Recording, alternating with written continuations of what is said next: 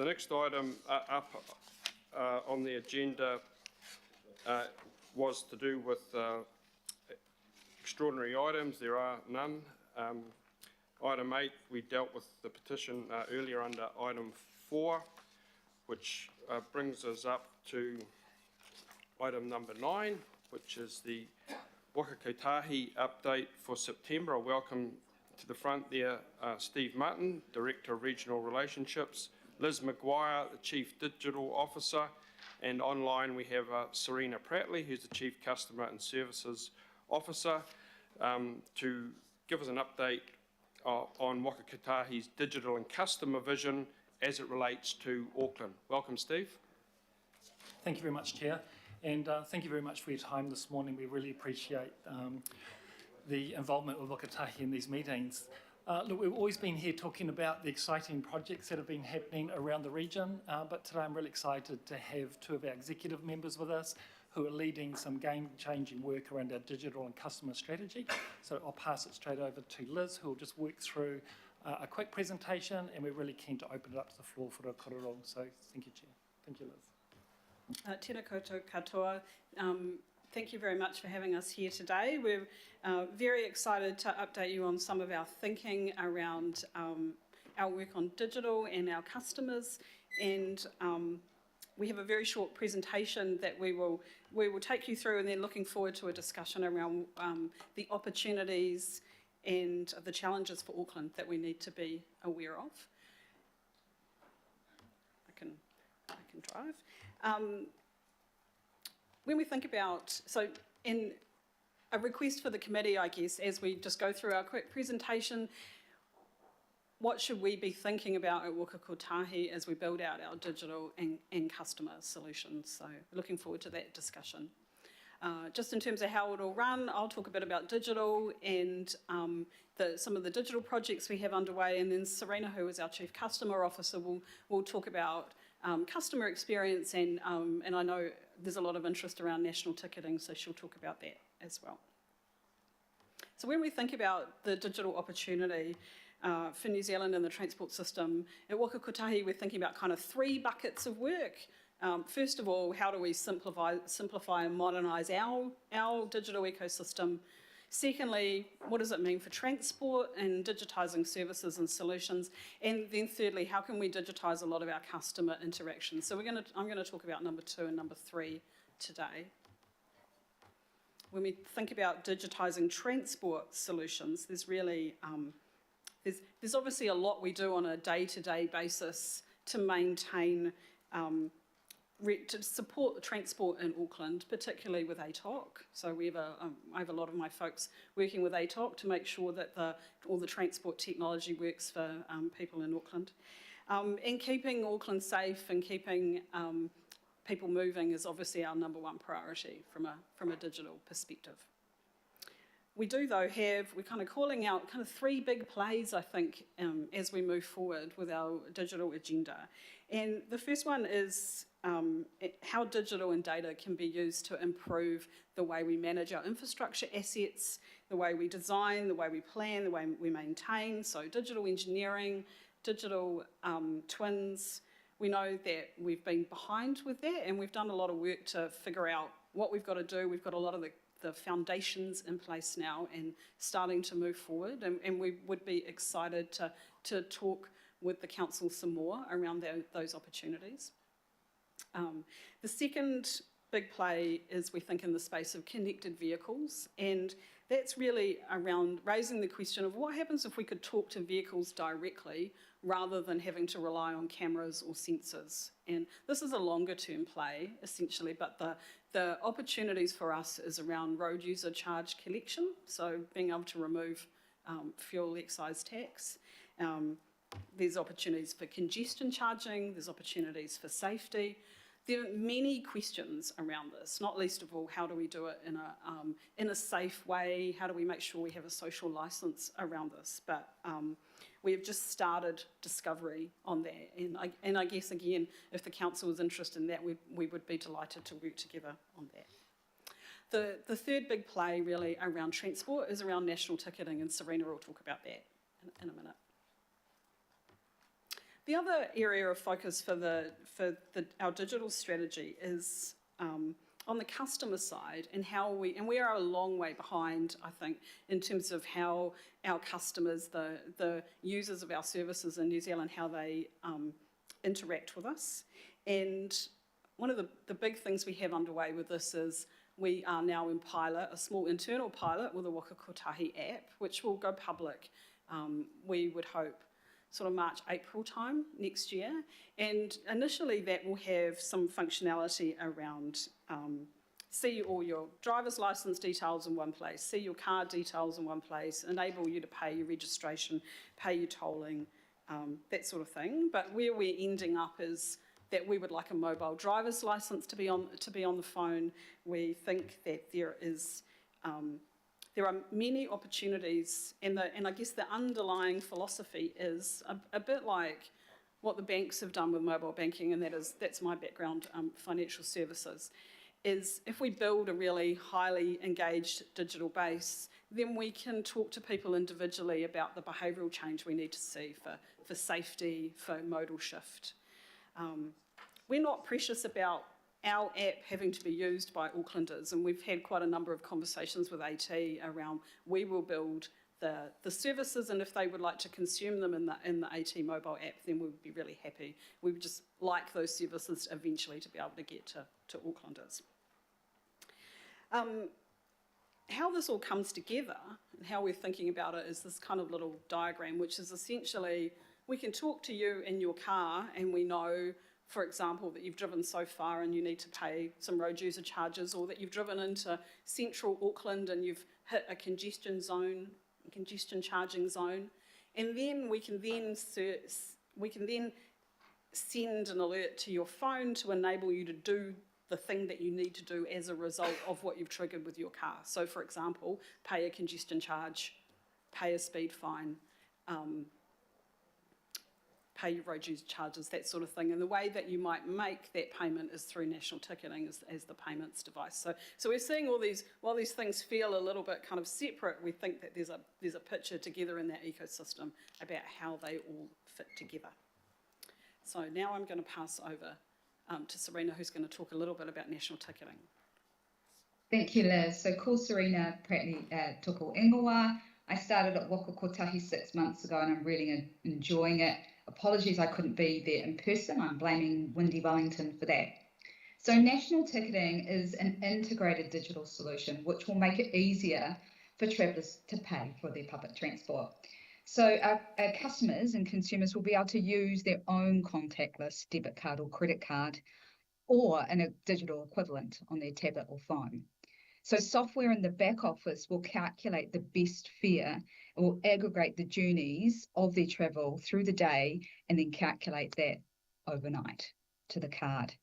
If you don't have a debit card or a credit card, and there is consumers that don't, you can still use a transit card, which our consumers use today, and that will be calculated in the back office. Of course, AT have an amazing app, so that we'll be integrating into that. So there will be an app available and online, and you can top up your transit card instantly through this new system, which is a great benefit.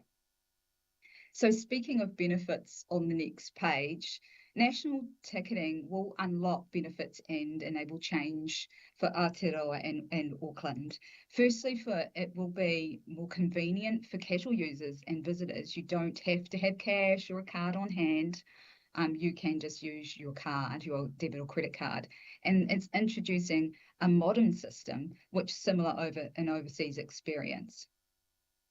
Number two, we see at the business case, operational benefits were identified through the work. Business systems will not need to be upgraded for different councils through this, and will have lower operational costs as we centralise more back office functions.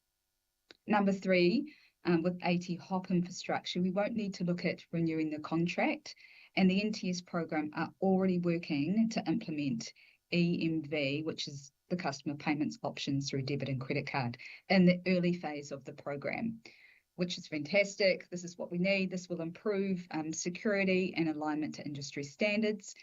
But at the end of the day, the system will need to be replaced. AT has completed a business case assessment against the sort of the do-nothing approach, and the NTES program does deliver a cost savings benefit for that. Number 4, and this is a great benefit, it will be easy to implement the pricing changes and concessions through back office. We can do that in an integrated way through the systems. We'll have a deeper understanding of the customer journeys through our data. So we can optimize the service and make different investment decisions where we need. If we look at number 6, I talk to Vanessa and Roger all the time from AT, and we know that there is work and there is experiences that work really, really well today. We just want to build on that. We are committed and working with our AT partners deeply, and they're deeply involved in the governance and co-design of the National Ticketing Program, which is great. And lastly, with increased access, we're ultimately contributing to reducing carbon emissions and improving safety and congestion on our roads, which is great. I just wanted to talk a little bit about integrated experience, and Liz talked about it. We have some work to do on improving our overall customer experience at Waka Kotahi. We are working with AT and going, what can we leverage? How do we leverage our capabilities to improve overall? Our aspiration is to provide a connected, seamless experience using the digital ecosystems that we've talked about today, bringing together the travel services, information, and payments, and giving customers the convenience for self-service options at their convenience, right? We want it to be easy to navigate and easy to use, but also when they need us, they can get in contact with us for more involved inquiries. Continue to build capability, our technology, and streamline our business processes to improve that experience. But this is a fantastic opportunity to do that. So yeah, ngā mihi. Open to questions. Yeah, so thank you for listening to our small prezo. Same. And just Yes. I guess now we're interested to know if there's any questions from the committee that we can talk to. All right, so thank you for that, Liz and Serena. So we have a number of questions. Ladies and gentlemen, just before we start, we did ask if people had any questions beforehand to submit them. We have about 7 fairly substantive presentations that we've asked the presenters to keep to a tight timeline on, so it would be very helpful if members could do likewise with their questions. Otherwise we'll be here at 12 o'clock at night, and I don't think anyone wants that. So we have a whole swag. Having said that, straight away, the Mayor, Councillor Dalton, Darby, Walker, Baker and Bartley. Mr Mayor. Thank you for that. I notice that you say we will build. What my biggest worry is that you don't tend to use off-the-shelf stuff, and everything that you've got there you can buy somewhere else already. So is it your plan to carry on doing things yourself instead of buying off the shelf?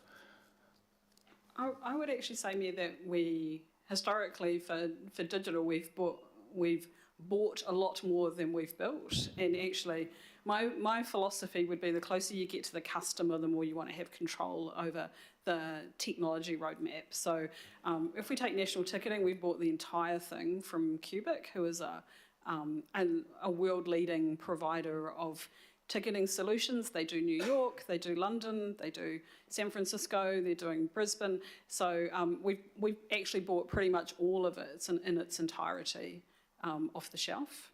For $1 billion. Okay. Yeah, and that billion includes is the running costs over the period, not just obviously the establishment costs. Yeah. Because the thing that I'm most interested in is time of use charging. You actually spoke about congestion charging, which is very different from time of use charging. And time of use charging, you could buy off-the-shelf things 15 years ago from 3M for that. So I don't want to go into be months and months and months while Wellington dithers around producing something that we can just buy and stick up. Yeah, yeah. So I don't want to hear a long time. I don't want to hear it. It's being overly specialised for us.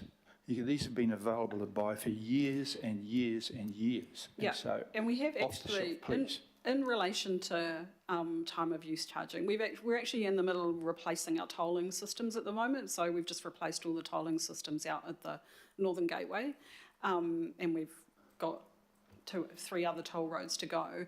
That tolling system we've bought also does time of use charging. So we have that. We haven't enabled it. We'd have to turn it on and test it, but we have that capability. Well, I want to that we have have a already. discussion with you people very shortly, because right at the top of the list we want is time of use charging on your roads and our roads.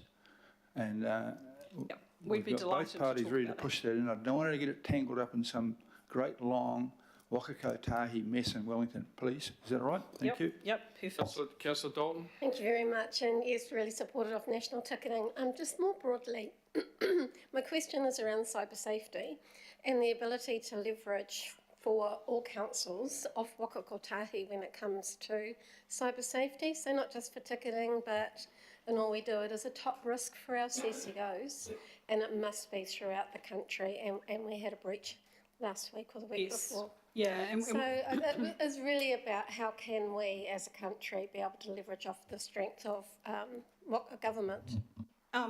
that's a good question. We are maybe informally helping. Like my security team have been in helping Auckland Transport this last week. We haven't had any conversations about formally supporting. I mean, I guess my initial reaction would be each council has their own group of systems, and so therefore everything is unique to that group of systems. But if there's interest, there could well be an opportunity there, and we would be, keen to support as much as we can. I think there is, generally speaking, I think there are some opportunities for us to do more joined up systems. So asset management would be a good example. So at the moment we have a project called Asset Management Data Standard that we are rolling out to all the councils, where essentially we're now going to describe each individual component of roading infrastructure in the same way. So a culvert that looks like this everyone will use the same code to describe that culvert. And it's a terribly nerdy project, but it's a foundation for building digital twins and for digital engineering. When we look at all the councils that have to update all their asset management systems, you go, why do we not just have one joined up one that I think there's examples like that. So really keen to talk more about how we can support that. Excellent. Thank you. Thank you, Councillor Dalton. Councillor Darby? Thanks, Steve, Liz and Serena, for the presentation today. 3 quick questions. Government's introduced as of 1 July Community Connect concession, and it's very clumsy with the 80 hop card. You'll probably be aware of that. For the national ticketing system, will those sorts of issues where you need to load multiple concessions, those problems will just disappear? That's my first question. I'll just carry on. When are you likely to reveal or confirm at least your trading name for this national ticketing system? It's not a very cool name, NTS, is it? No doubt you've got a cool name coming, if not already confirmed. And in terms, the last question is on the staging of in the national ticketing system. I understand Canterbury is first out of the blocks. Mm-hmm. Can you just explain, we've got real constraints on the hop card. It's a clumsy system, it's an expensive system to update in the back office with ground transportation systems, formerly TALIS. Is there ongoing thinking about getting Auckland to the front of the queue or near the front of the queue? 3 questions, thanks. So I'm just going to get Serena to answer those, and then I'll jump in once she's finished. Thank you. There is lots of work underway with concessions, and it is quite complex, as you mentioned, Councillor. So there is a lot of work, and that's what we're aiming. So we can do all of that in the background and make sure that our consumers have the cheapest option. In relation to the brand, we're nearly there. I think we're not at the position just to announce it, but soon to be able to announce it, because I agree, NTS, people struggle to understand that. So we want a brand that is around Aotearoa that people can recognise, and it is simple. So that is soon to be announced. In relation to the staging, we are going with Environmental Canterbury and hoping to do that mid next year on plan 2. We are working with AT now with as I mentioned, with the early MV, the EMV type stuff. So we're constantly reviewing how we can do things more quickly in this program. So I'm happy to talk about that with you further in the staging. I don't know if you've had anything else to add, Liz. No, probably just to say, like, it's a very complex undertaking, and we've started with ECAN because they've got the kind of shortest shelf life, I guess, in terms of the current product that they've got. But actually, it helps de-risk the delivery for Auckland because, well, they don't have trains in Canterbury, but we will have trialled all the bus solutions. So pretty much, aside from the train validators, the actual full solution comes out with ECAN. And so what you guys will know that when you migrate across, that you're getting a really good, sturdy, has been working in production, all the bugs ironed out type system. So. All right, thanks, Councillor Walker. Sure, I'm just looking at slide 4 that covers off, connected vehicles and data and automation. Are you going to be able to provide motorists with information on where there are breakdowns and what the likelihood is of delay so that they can plan their trips? We do now. We have a tool called Journey Planner now, which does road closures and breakdowns. My view actually is, and maybe this is probably more of a personal view than an official view, is that that Google's already filling that gap quite well, and that actually most people would be using it already. Yeah. Okay, I understand. Yeah. Having said that, if I'm planning a trip, I can check Google out, but it doesn't tell me the nature of the accident and how long it's going to be. So, for example, part of the motorway system could completely be down, and Google's not going to tell me that. If I know that, myself and thousands of other motorists can make a decision to use a ferry or whatever. Yeah, and Google does know because it gets the data from us. So we send the data to Google. I think what would be super smart, and this comes down to whether there would be a social license for this, but if let's say our app knew that you normally drive on the motorway at this time of the day to go to work, and it then could send you an alert to say, by the way, we know you normally go on the motorway, but don't go that way this time. That would be imminently doable, I think. And the other quick question, in your connected vehicles, are you talking to companies like Tesla and what's happening in the United States in this space? Yes, exactly. So we've got a variety of discovery work underway. We're talking to people who already provide in-vehicle telematics technology. We're talking to car manufacturers. We're talking to Apple and Google about their CarPlay services. Right. So we're not in any way near to making a decision around technology yet. Okay. Yeah. Councillor Baker? Yep, so that was one of my questions was in regards to looking at international modelling and pilots for using in satellite stuff. The other one is, are you using or are you looking at measurement of road quality using satellite imagery, which has been sort of used, or there was some 2018 work done at Washington University about actually using satellite stuff to monitor road condition as opposed to having people driving around checking road quality? We haven't. I'm not aware that we've been looking at satellite work, although our transport people might be. Just looking at Steve, see if he knows. We are looking at. There's a number of solutions, like, for example, accessing the cameras in cars. A lot of that happens a lot in the US. That road controlling authorities there use just the normal cameras of the people driving on their highways. There's that option. We've also got some other technology that we're looking at that would not only give us a view around road capability, but would essentially map our roads from a digital twin perspective, so that we would have all the data ready to kind of hit the ground running. So yeah, there's some options there. I will check out the satellite one though. That's cool, thanks. And just in regards to the national ticketing, who owns the customer data? Because currently the AT hop data is owned by basically Auckland Transport. So who owns, when it changes over to a national ticketing system, who owns that data? And then, other than the ability to have a sort of a more seamless, payment system when you go out of Auckland, what other, significant changes are Hopcard users in Auckland going to actually see from the NTS, of the benefits, downsides, all that sort of stuff? Yeah. Do you want to talk about that one, Serena, or would you like me to jump in? Yeah, jump in, and particularly around the data.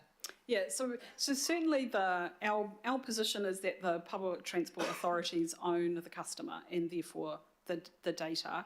There will need to be some data sharing agreements, right? Because there's stuff that we will need to know as the operator of the schemes that we'll therefore need to keep data on. And I think we've documented a lot of that already in the agreements that we've signed so far.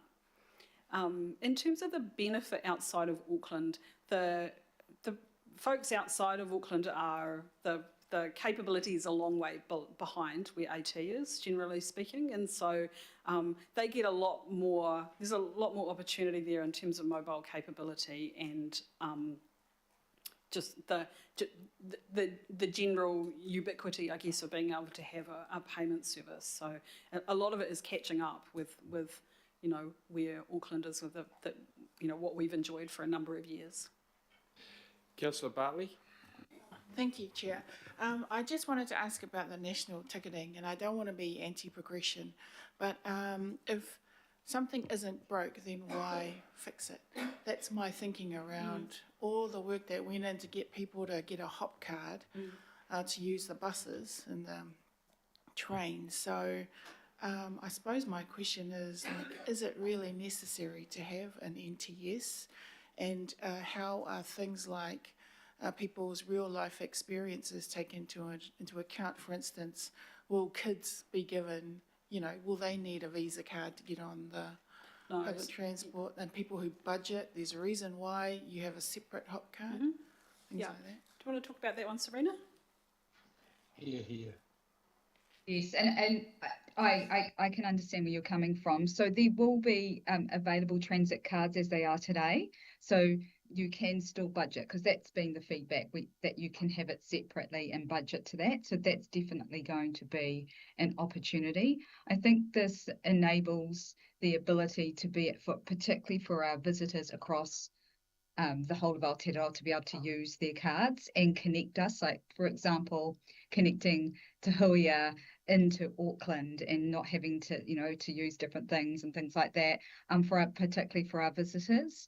I think that it will be easier for the top-ups for our parents to be able to support. But it's something definitely that we're spending a lot of time in the user experience. We're doing a lot of testing, meeting with customer groups, meeting with communities to make sure that we have got a great service and that we tap into those important groups. Anything else to add, Liz, there? Oh, I guess just to say that I see this very much for Auckland, that we're building on the success of AT Hop. So it's not going to be, we're not throwing anything away. No one's going backwards. The people that use hop cards now will either use essentially exactly the same sort of transit card, but it'll have one more brand on it, and AT will still be there, or they can choose to use, or they could choose to use their phone if they've got, because they'll be able to load their transit card on their phone, or they can choose to use their normal kind of bank card. So it probably gives Aucklanders a lot more choice, and so the people who are really big, who are happy using Hop now, are kind of essentially have the same sort of experience. And then people who, a lot of the kind of maybe not regular users of public transport, it gives them a big push to be able to, that barrier of I haven't got a way to pay goes away, we hope. That's right. Yeah. Okay, finally, Councillor Simpson. Yeah, thanks. I have a question, and then I think I'll start with a comment. I think what you're hearing here is people want a supportive of a national ticketing system, but they want to make sure that it's practical, all right? I had questions around ownership of data, cybersecurity, but my which has been answered, but my question is going to be now around a disaster, like something happens, we get a lot of flooding, or something happens. And what is really good in the AT system is that it immediately tells you, you know, not to go any further, the transport route options, etc. Where will that data go if you are somewhere else? So will it be based on the location of the person, if it's national, or Yeah. will it be based on where the person registers their card? So AT is still going to have the AT mobile app, Right. and the national ticketing data will go into that back end and will be used in exactly the same way that it's used now. So So you're saying that yeah. actually we can just keep on with our AT hop card, no change, no difference? Yeah, you end up physically replacing. We end up physically replacing the card because we're moving to a new system. But the functionality is exactly the same, and everything that AT gets to offer in their mobile app, they'll continue to be able to offer. Plus, we would hope that there'll be some extra things on top, like Serena said, about, you know, parents being able to better manage their kids' cards, for example. I think that wasn't kind of clear in your presentation. It looked to be Yeah. separate. So I think that's a really important point, colleagues. It's actually, it's AT hop card plus. Exactly, and I think one of the pluses is that you will be able to have it on your phone, and you know, a lot of us are trained now to basically leave the house without our wallets, right? So I think that will be a really useful use case too. All right, thank you. I'll move it, seconded by Councillor Fletcher. Is anyone wanting to talk to this? Okay, Councillor Hills. Thanks, Councillor Watson. First of all, just to Steve on a different issue, thank you for dealing with that significant amount of graffiti through our requests a couple of weeks ago down throughout the motorway and down where the slips were and the pink path. That was really appreciated. On the national ticketing, I think this is huge. This is important. We, unfortunately, as a city, as a country, are far behind. There was obviously a proposal over 10 years ago to have this done, and I won't go into that, but you know, we'd be well ahead of parts of the world now if that had gone ahead then. This will complement a hop type local card for us, but this is crucial that we have for visitors, for the ease of access, for when you lose a card, for at the moment if you don't register your card or you've lost it, it's quite a big deal to, you know, the hop card is amazing and it's changed our public transport system, but if on those times you either don't have one, can't access one, to be able to use your phone, Apple Pay, or a credit card or your debit card will change the system and mean those trips or those people who maybe don't take public transport often feel enabled to just jump on, you know, the car's in the shop for the day and you want to test out the public transport system, whatever, you don't have to go through all the rigmarole. So this will help transform our public transport system to the next level. I hope that you and the teams aren't worried. There was a few comments from elected members, I think, in the media a couple months ago that weren't correct. We have approved this as a council. We're on record supporting this. We're on record supporting it through the RLTP with funding as well. So unless someone wants to change that direction, which I hope they don't, we are on board with this democratically, but we're also on board through, I think, the community. So I just want to put that out there that this is a really important part of the journey, but also means we can move around the country and jump on the Wellington, Christchurch, wherever we are, and be able to use those systems too, like many cities overseas. And I just think this is a great step. For those worried about getting new cards, I think we had a 10-year target of 1 million cards at the beginning of HOP, and I think that was surpassed within about 4 years, well ahead of the target. So it showed that the take-up was really a lot faster than we expected, and I'm sure that will happen even better now with the amount of retailers and outlets we can do that. But thank you very much. All right, it's been moved, it's seconded, the resolution to receive the update. Thank you, our presenters today. All those in favour? Aye. Against? Carried? Cheers. Thank you. Thank you. Thank you.